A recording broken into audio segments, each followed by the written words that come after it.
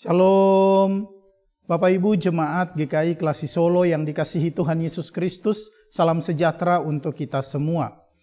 Saat ini saya mengajak kita merenungkan firman Tuhan melalui Renungan Bina Iman GKI Klasi Solo hari Sabtu tanggal 20 Januari tahun 2024. Firman Tuhan terambil dari Alkitab Perjanjian Baru, yaitu Injil Lukas pasal 10, kita baca dari ayat 13 sampai dengan ayat 16. Namun sebelum firman Tuhan ini kita renungkan, mari kita berdoa memohon bimbingan Roh Kudus. Kita berdoa. Bapa yang baik, kami mohon penyertaan Tuhan ketika kami membaca dan merenungkan firman Tuhan ini. Kami mohon penyertaan Roh Kudus agar kami boleh mengerti kehendak Tuhan dan kami lakukan itu dalam kehidupan kami. Sesungguhnya kami haus akan kebenaran-Mu. Kami mau bersandar pada firman-Mu. Tolong kami ya Bapa. Di dalam nama Tuhan Yesus firman yang hidup, kami berdoa. Amin. Lukas pasal 10 ayat 13 sampai dengan ayat 16, firman Tuhan berbunyi, "Celakalah engkau Korazim, celakalah engkau Betsaida, sebab jika di Tirus dan di Sidon terjadi mujizat-mujizat yang telah terjadi di tengah-tengah kamu, sudah lama mereka bertobat dan duduk berkain kabung dalam abu. Tetapi pada waktu penghakiman, tanggungan Tirus dan Sidon akan lebih ringan daripada tanggunganmu. Adapun engkau Kapernaum, apakah engkau akan dinaikkan sampai ke langit? Tidak, engkau akan diturunkan sampai ke dunia orang mati. Siapa yang mendengarkan kamu, mendengarkan aku. Siapa yang menolak kamu, menolak aku. Siapa yang menolak aku, menolak Dia yang mengutus aku." Demikianlah firman Tuhan. Bapak Ibu yang terkasih, kita memasuki hari yang ke-20 di tahun 2024. Firman Tuhan yang kita renungkan saat ini dibawa tema Jalan Keselamatan. Bapak Ibu Jemaat GKI Klasi Solo yang dikasihi Tuhan Yesus Kristus, dari bacaan yang kita baca tadi, maka ada 3 hal yang akan saya sampaikan agar kita dapat mengenal jalan keselamatan. Yang pertama adalah bertobat. Kalau kita baca di dalam ayat 13 sampai dengan ayat 15, di sana dikatakan, "Celakalah engkau Korazim, celakalah engkau Betsaida, sebab jika di Tirus dan di Sidon terjadi mujizat-mujizat yang telah terjadi di tengah-tengah kamu, sudah lama mereka bertobat dan duduk berkain kabung dalam abu." Nah, yang Yesus tekankan di sini adalah pertobatan. Ketika berbicara tentang pertobatan, dalam bahasa aslinya adalah metanoia. Maka ini tidak sekedar berbicara tentang rajin baca Alkitab, rajin berdoa, rajin beribadah. Tetapi pertobatan adalah satu pembalikan arah tujuan hidup.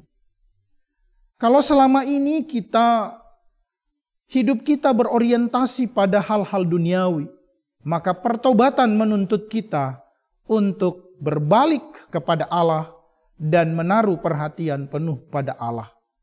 Hanya di dalam pertobatan dan dengan cara bertobat seperti itulah kita akan diampuni. Yang kedua adalah dengar firman Tuhan dan lakukan. Bapak Ibu yang terkasih, orang boleh saja sering mendengar firman Tuhan melalui YouTube, melalui khotbah di gereja, melalui puji-pujian, melalui diskusi atau PA. Pertanyaannya, apakah kita sudah melakukan itu?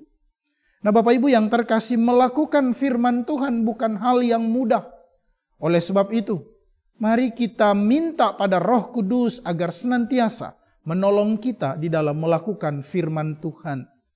Kita tidak boleh menganggap diri bahwa saya seorang teolog, Saya sudah belajar firman Tuhan selama sekian tahun. Tentunya saya bisa.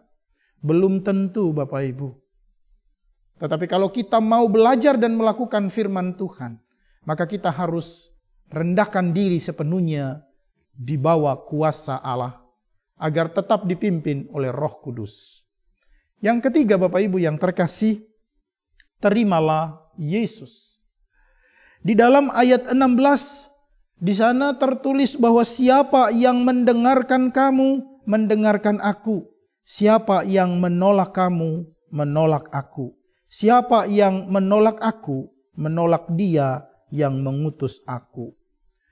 Nah Bapak Ibu yang terkasih, pertobatan, mendengar firman Tuhan dan melakukannya, itu adalah berbicara tentang menerima Yesus Kristus sebagai juru selamat. Karena di dalam firman Tuhan itu, atau Injil yang disampaikan kepada kita, itu berbicara tentang keselamatan yang dianugerahkan Allah kepada manusia di dalam Yesus Kristus. Hanya Yesus Kristuslah satu-satunya jalan kepada keselamatan. Hanya Yesus Kristuslah satu-satunya jalan kepada Allah. Oleh sebab itu Bapak Ibu yang terkasih, ketika kita mendengar firman Tuhan, maka terimalah Yesus selalu di dalam kehidupan kita. Karena bersama Yesus, di dalam Yesus, dan dengan Yesus, kita akan sampai kepada kehidupan kekal.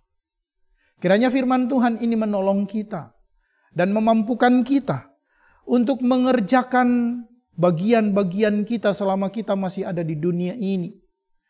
Untuk selalu ada di dalam jalan keselamatan yang sudah dikerjakan Allah kepada kita. Kiranya Tuhan memberkati kita semua. Amin. Mari kita berdoa.